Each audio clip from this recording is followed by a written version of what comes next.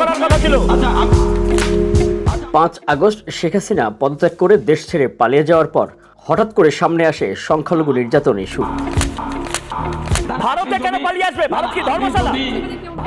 শুরুটা করেছিল ভারতের পশ্চিমবঙ্গের বিতর্কিত মিডিয়া রিপাবলিক বাংলা।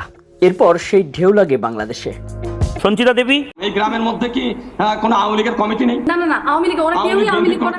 কিন্তু সঞ্চিতা দত্তের ফেসবুক লাইভের ভিডিওতেই প্রমাণ রয়েছে হামলার শিকার বাড়িতে উজ্জ্বল নামের একজন রাজনীতি করেন। আপনারা কি কোনো রাজনীতি করেন? আমি তো কোনো রাজনীতি করি না, করে আমার দেবর করে। আমরা নৌকায় ভোট দেই। দেশের রাজনৈতিক পট পরিবর্তনে হিন্দু ধর্মাবলম্বী আওয়ামী লীগের কিছু নেতার বাড়িতে হামলা ভাঙচুরের ঘটনা প্রচার করা হয় ধর্মীয় সংখ্যালঘু নির্যাতন হিসেবে। গণহারে হিন্দুদের ওপর হামলা, হিন্দুদেরকে গণহারে টার্গেট করা হচ্ছে, ব্যাপারটা এরকমের কোনো প্রমাণ আমরা পাইনি। আওয়ামী লীগ আমলে আওয়ামী লীগের পক্ষ হয়ে এই যে অতি উৎসাহী কিছু সংখ্যালঘু ছেলে যুবক, এরা অতিরিক্ত মাত্রায় প্রতিপক্ষকে ঘায়েল করার চেষ্টা করেছে। তাদেরকে প্রতিপক্ষ এখন সুযোগ পেয়েছে, হয়তো করতে পারে। বাংলাদেশে যারা এই ভুয়া ও উস্কানিমূলক খবর ভিডিওগুলো ব্যাপকভাবে সামাজিক যোগাযোগ মাধ্যমে পোস্ট ও শেয়ার করে, সেই ফেসবুক আইডি, পেজ ও গ্রুপগুলো পর্যবেক্ষণ করে দেখা যায় সবাই আওয়ামী লীগের কট্টর সমর্থক ও সক্রিয় নেতাও অনেকে। আগস্ট সেপ্টেম্বরের উত্তাপ কমতে শুরু করলেও তখন সাধারণ হিন্দু ধর্মাবলম্বীদের মাঝে দুর্গাপূজার নিরাপত্তা নিয়ে উদ্বেগ, উৎকণ্ঠা ও আশঙ্কা বাড়তে থাকে। সামনে 9 তারিখ থেকে আমাদের পূজার মধ্যে আমরা কিভাবে নিরাপত্তাটা ভোগ করি বলে। এই ইস্যু সামনে রেখে হঠাৎ আলোচনায় চিন্ময় কৃষ্ণ দাস। 4 অক্টোবর কেন্দ্রীয় শহীদ মিনারে হিন্দু জাগরণ মঞ্চের ব্যানারে আয়োজিত সমাবেশে প্রধান মুখ চিন্ময় কৃষ্ণ দাস। প্রথম সমাবেশেই হিন্দু ধর্মাবলম্বীদের ধর্মীয় অনুভূতিকে পুঁজি করে দুর্গাপূজায় ভয়াবহ রক্তাক্ত পরিস্থিতির আশঙ্কার আগাম সতর্কবার্তা দেন আলোচিত এই ধর্মীয় নেতা চিন্ময় কৃষ্ণ দাস। এই দুর্গা পূজা নিয়ে আরেকটা রক্তাক্ত 21-এর ফয়তারা করছে বিভিন্ন রাজনৈতিক গোষ্ঠী। এই জন্য এবার কোনো হিন্দু আপনারা পূজাতে বেড়াতে যাবেন না। তার এমন আশঙ্কায় হিন্দুদের সবচেয়ে বড় ধর্মীয় উৎসবের নিরাপত্তায় সরকারের প্রধান উপদেষ্টার বিশেষ সহকারী মাহফুজ আলম বৈঠক করেন। নিরাপত্তা ব্যবস্থায় আশ্বস্ত হয়ে 8 অক্টোবর ভিডিও বার্তায় সরকারকে ধন্যবাদ জানান চিন্ময় কৃষ্ণ দাস। নিরাপত্তার জন্য বহু স্তর বিশিষ্ট পদক্ষেপ গ্রহণ করেছে, সরকারকে ধন্যবাদ জানাই। এরপর নির্বিঘ্নে সারা দেশে ব্যাপক উৎসব মুখর পরিবেশে উদযাপিত হয় হিন্দু ধর্মাবলম্বীদের সবচেয়ে বড় এই ধর্মীয় উৎসব শারদীয় দুর্গাপূজা। নিরাপত্তা ব্যবস্থা ভালো, এখানে অনেক দেখলাম যে সরকার 4টা ছুটি দিছে, খুবই খুশি। আমার মনে হচ্ছে পুরো বাংলাদেশে পূজা বান্ধব পরিস্থিতি বিরাজ করছে। কিন্তু চিন্ময় কৃষ্ণ দাস সাধারণ হিন্দু ধর্মাবলম্বীদের তার পক্ষে সমর্থন ধরে রাখতে 25 অক্টোবর পূর্বঘোষিত চট্টগ্রাম লালদিঘির ময়দানে জনসভায় হঠাৎ করেই স্ববিরোধী অবস্থানে। যেই দুর্গাপূজার নিরাপত্তা নিয়ে এত শঙ্কা ও আগাম সতর্কবার্তা দিয়েছিলেন, সেই দুর্গাপূজার নিরাপত্তা নাকি বেশি ছিল, তাই সরকারের কঠোর সমালোচনা করেন চিন্ময় কৃষ্ণ দাস। দুর্গাপূজায় সেনাবাহিনী থেকে শুরু করে কেউ বাকি নাই রে ভাই। আমরা এত নিরাপত্তার মধ্যে আছি, যে নিরাপত্তার মধ্যে দেখলে যেন যুদ্ধ শুরু হয়ে গিয়েছে। এই রকম পরিস্থিতি আমরা চাই না। পূজাতে বেড়াতে যাবেন না। প্রথমে দুর্গাপূজা নিরাপত্তা ইস্যুতে আতঙ্ক ছড়ানো, সরকারের পদক্ষেপে সন্তুষ্টি আর পূজা নির্বিঘ্ন হওয়ায় নিজের অবস্থানের বিরুদ্ধেই বক্তব্য দেন চিন্ময় কৃষ্ণ দাস। যে নিরাপত্তার মধ্যে যেন যুদ্ধ শুরু হয়ে গিয়েছে। 4 অক্টোবর কেন্দ্রীয় শহীদ মিনারের কর্মসূচি ছিল বাংলাদেশ হিন্দু জাগরণ মঞ্চের ব্যানারে। সেই একই ফেসবুক পেজের নাম পরিবর্তন করে চট্টগ্রামের সমাবেশের আয়োজক বাংলাদেশ সনাতন জাগরণী মঞ্চ। আর চিন্ময় কৃষ্ণ দাসের আহ্বানে চলমান বিভাগীয় সমাবেশগুলো অনুষ্ঠিত হচ্ছে বাংলাদেশ সম্মিলিত সনাতনী জাগরণ জোটের ব্যানারে।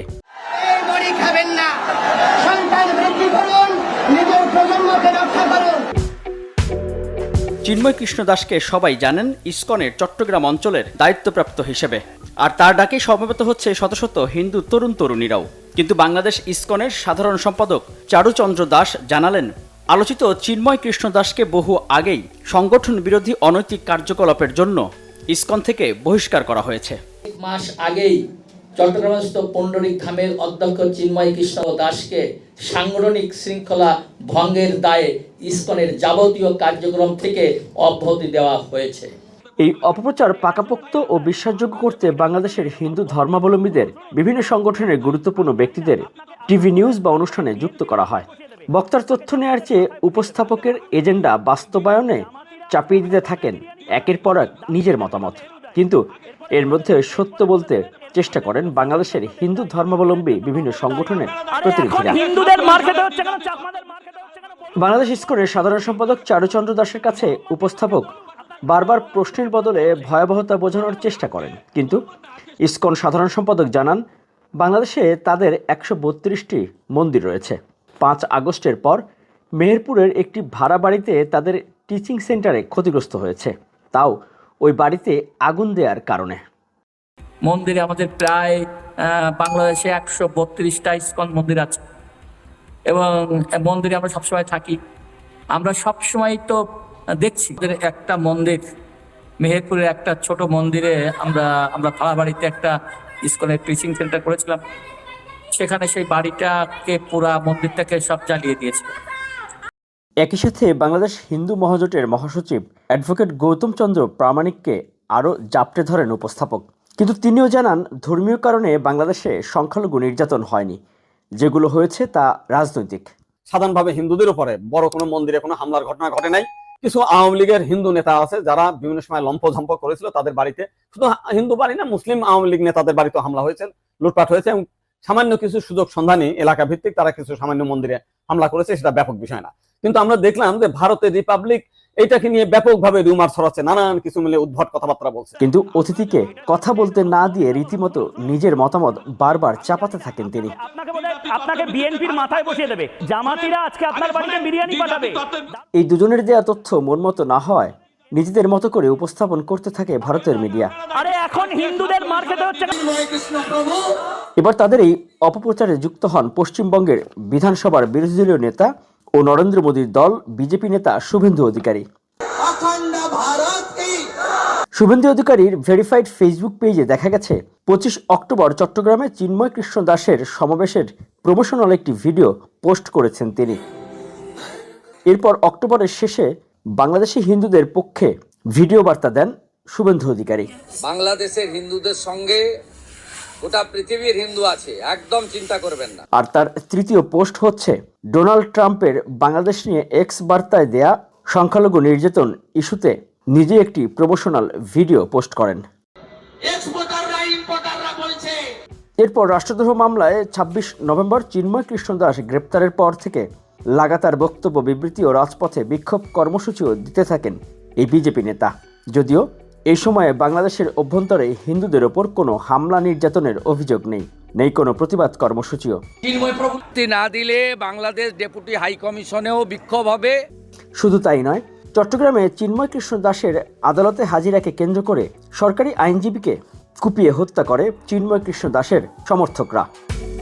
দিবালোকের ন্যায় আদালত পাড়ায় একজন আইনজীবীকে হত্যা করা হয়েছে। এরপরে এই দেশে গোলা পানিতে মাছ শিকার করে পরাজিত শক্তি দেশটাকে অস্থিতিশীল করতে চাচ্ছে। দিবালোকে হত্যা করার পরে বাংলাদেশ শান্ত, কোনো দাঙ্গা হয় নাই, কোনো অঘটন ঘটে নাই।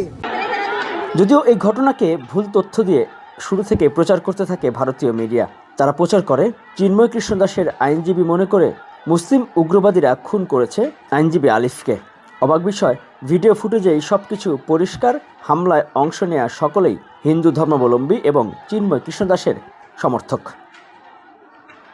এদিকে ভারতের মিডিয়ার একতরফা প্রচারণার ক্ষেত্রে যাচাই বাছাইয়ের আহ্বান জানিয়ে প্রধান উপদেষ্টার প্রেস সচিব একাধিকবার তাদের সাংবাদিকদের বাংলাদেশে পাঠিয়ে সরেজমিন রিপোর্ট করার অনুরোধ জানান। প্রফেসর ইউনূস কিন্তু নরেন্দ্র মোদীকে বলেছিলেন যে যেই যে মাইনরিটি রিপ্রেশনের কথা বলা হয়, তো আপনি আপনাদের এখান থেকে সাংবাদিকদের উৎসাহিত করেন, তারা যেন বাংলাদেশে আসে, ভিজিট করে, দেখে যায়, নিজেরা এটা অনুসন্ধান করে দেখুক। আমরা সবাইকেই বলছি। তো এখন আপনি যদি আগে প্রি ডিটারমাইন্ড আপনার স্ট্যান্ড থাকে যে এখানে এটা হচ্ছে, তাহলে তো আর সত্যিকার অর্থে কথাও তো বেশি এগোনো যায় না। হিন্দু মেরে দেশপ্রেম হতে পারে না। এদিকে 5 আগস্টের পরিবর্তিত পরিস্থিতির শুরুর দিকে যেই নারীর চিৎকার ও মন্দিরে হামলার অভিযোগের ভিডিও দিয়ে অপপ্রচার শুরু করেছিল ভারতের বিতর্কিত রিপাবলিক বাংলা মিডিয়া, নতুন করে নভেম্বরে আবারও সেই একই ভিডিও প্রচার করছে তারা। যদিও 19 আগস্ট বাংলাভিশনের অনুসন্ধানী রিপোর্টে দেখানো হয় রাজধানীর নন্দীপাড়ার মালতী রানীর কালী মন্দিরে কোনো হামলার ঘটনাই ছিল না। উল্টো জমি সংক্রান্ত বিরোধের জেরে তিনি অন্যদের ফাঁসাতে মন্দিরে হামলার নাটক সাজিয়েছিলেন। আমি একটা মহিলা মানুষ, আমি হিন্দু না, হিন্দু কিন্তু আমি ওর কথা অবশ্যই করবো। যে একটা ভিডিও ছাড়ছে পুরো নেট দুনিয়া তামা বানা ফেলাইছে, মিথ্যা একটা ভিডিও। আপনি যান, যা দেখবেন ওর মন্দিরে একটা কিচ্ছু নষ্ট হয় না। এই ঘটনা ঘটায় মানুষের ফাঁসাইতেছে। আবার রিপাবলিক বাংলা এনডিটিভিতে দেখানো এই ভিডিও সংখ্যালঘু নারীদের ওপর নির্যাতন বলে চালানো হলেও মূলত আগস্ট মাসে ছাত্র নাগরিকদের আন্দোলনে শিক্ষার্থীদের ওপর ছাত্রলীগ যুবলীগের হামলার ঘটনা ছিল এটি। আজ বৈষম্য বিরোধী ছাত্র আন্দোলনের পূর্ব ঘোষিত বিক্ষোভ মিছিল কর্মসূচি ঘিরে উত্তপ্ত হয়ে ওঠে কুমিল্লা। বাংলাদেশের কুমিল্লায় এই ঘটনা বেশ আলোচিত ও সমালোচিত। ভিডিওটিও ব্যাপক ভাইরালও হয়েছিল। কিন্তু এমন সব ভিন্ন ঘটনা ও ভিডিও সংখ্যালঘু নির্যাতন বলে প্রচার করে বাংলাদেশের বিরুদ্ধে ষড়যন্ত্রে লিপ্ত রয়েছে ভারতের কিছু মিডিয়া ও বিশেষ মহল।